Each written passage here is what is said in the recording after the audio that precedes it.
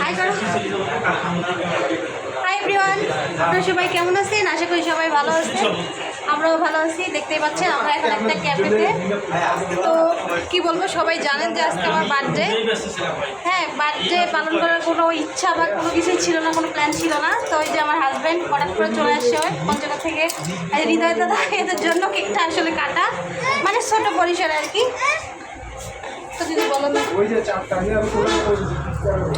তো ওর আসলে বার্থডে পালন করার কোনো প্ল্যান ছিল না আমাদের। তো হঠাৎ করে আমরা হৃদয়তা সহ এক প্রকার হাই ভোল্টেজ প্রেশার দিয়ে নিয়ে আসলাম। তো দাদা কিছু বলো।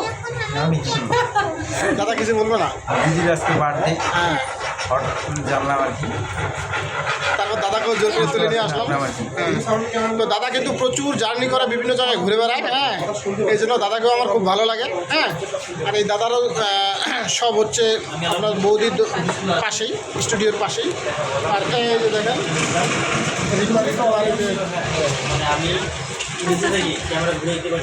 তো সবাই আপনার সবাই আপনার দিদির জন্য আশীর্বাদ করবেন যেন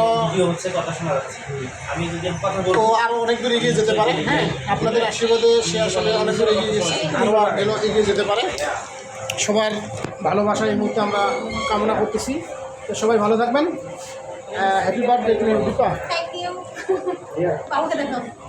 বাবু দেখো একটা तारों की लहरों में चला है मन, रोशन से साए हैं नब्जों की धड़कन, सांसों की राह।